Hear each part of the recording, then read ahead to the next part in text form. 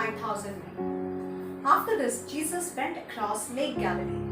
A large crowded followed him because they had seen his miracle of healing those who were ill. Jesus went up a hill and sat down with his disciples. The time for the Passover festival was near. Jesus looked around and saw that a large crowd was coming to him. So he asked Philip, "Where can we buy enough food to feed all these people?" Philip answered, "For everyone to have even a little, it would take more than 200 silver coins to buy enough bread." Another of his disciples, Andrew, who was Simon Peter's brother, said, "There is a boy here who had 5 loaves of bread and 2 fish, but they will certainly not be enough for all these people." "Make them sit down," Jesus told them. So all the people sat down. There were about 5,000 men. Jesus took the bread, gave thanks to God, and distributed to the people who were sitting there. He did the same with the fish, and they all had as much as they wanted. When they all were full, he said to his disciples, "Gather the pieces left over. Let us not waste any."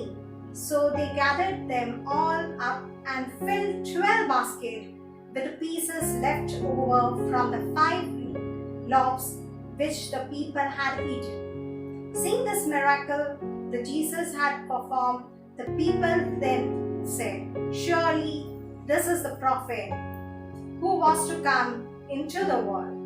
Jesus knew that they were about to come and seize him in order to make him king by force. So he went off again to the hill by himself. Jesus walked on the water. When evening came, Jesus' disciples went down to the lake, got into the boat, and went back across the lake towards Capernaum. Night came on, and Jesus still had not come to them. But then a strong wind was blowing and stirring up the water. The disciples had rowed about 5 to 6 kilometers. When they saw Jesus walking on the water, coming near to the boat, they were terrified. "Don't be afraid," Jesus told them. "It is I." Then they willingly took him into the boat, and immediately the boat reached land at the place they were heading for. The people seeked Jesus. Next day, the crowd which had stayed on the other side of the lake realized that there had been only one boat there. They knew that Jesus had not gone in it with his disciples, but that they had left without him. Another boat, which were to the Tiberines, came to the shore near to the place where the crowd had eaten the bread after the Lord had given thanks. When the crowd saw that Jesus was not there, nor his disciples, they got into the boats and went to the Capernaum looking for him. Jesus, the bread of life. When the people found Jesus on the other side of the lake, they said to him, "Teacher, where did you get here?" Jesus answered, "I'm telling you the truth. You are looking for me because you ate the bread and had all you wanted, not because you understood my miracle. Do not work for food that goes bad. Instead, work for the food that lasts for eternal life. This is the food which the Son of Man will give you, because God the Father has put his mark of approval on him." So they asked him, "What can we do in order to do what God wants us to do?" Jesus answered, "What God wants you to do is to believe in the one he sent." They replied, "What miracle will you perform so that we may see it and believe you? What will you do? Our ancestor ate manna in the desert, just as the scripture says, He gave him bread and from heaven to eat." I'm telling you the truth," Jesus said. "What Moses gave you was not the bread from the heaven. It is my Father who gives you the real bread from heaven. For the bread from God gives is he who comes down from the heaven and gives life to the world. Sir, they asked him, give us this bread always. I am the bread of life, Jesus told them. He who comes to me will never be hungry. He who believes in me will never be thirsty. Now I told you that you will have seen but will not believe. Everyone whom my Father gives me will come to me. I will never turn away anyone who comes to me, because I have come down from heaven to do not my own will but the will of him who sent me. And it is the will of him who sent me that I should not lose any of all those who he has given me, but that I should raise them all of life on the last day. For what my Father wants is that all who sees the Son and believe in him should have eternal life, and I will raise them to live on the last day. The people started grumbling about him because he said, I am the bread that comes down from heaven. So they said, this man is Jesus, son of Joseph, isn't he? He knows his father and his mother. How then he now says he came down from the heaven? Jesus answered, stop grumbling among yourselves. No one can come to me unless the Father who sent me down him to me, and I will raise him to life. On the last day, the prophet wrote, everyone will be taught by God. Anyone who hears the Father and learns from him comes to me. This does not mean that anyone has seen the Father.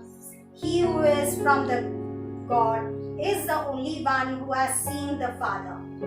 I am telling the truth. He who believes has eternal life. I am the bread of life. Your ancestor ate manna in the desert, but they died.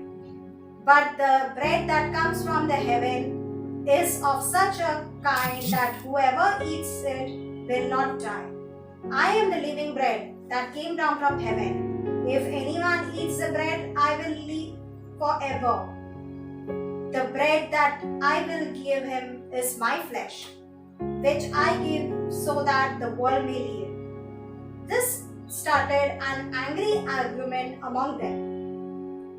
How can the man give us his flesh to eat? They asked.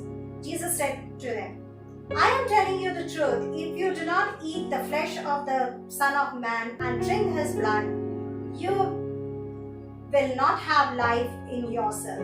Whoever eats my flesh and drinks my blood has eternal life, and I will raise him from life on the last day. But my flesh is to real food. My blood is a real drink.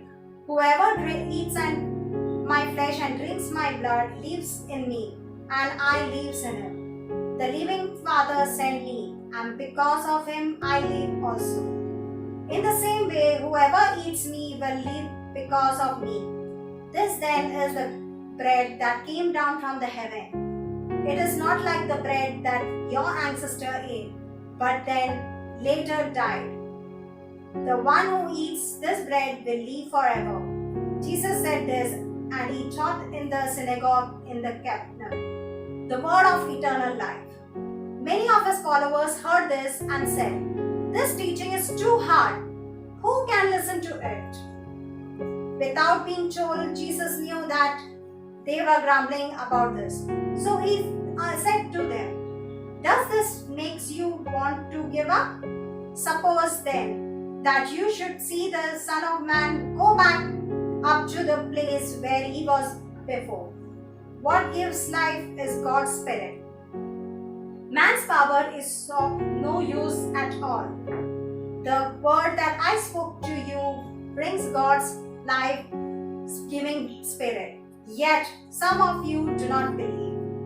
And he added, this is the very reason I told you that no one can come to me unless the Father makes it possible for him to do so. Because of this, many of the Jesus followers turned back and would not go with him anymore. So he asked the 12 disciples, Would you also like to leave? Simon Peter answered him, Lord, to whom would we go? You have the word that gives eternal life, and now we believe and know that you are the Holy One who has come to the God. Jesus replied, I chose the 12 of you, didn't I? Yet one of you is devil. He was talking about Judas, the son of Simon. For Judas even thought he was one of the 12 disciples was going to betray him.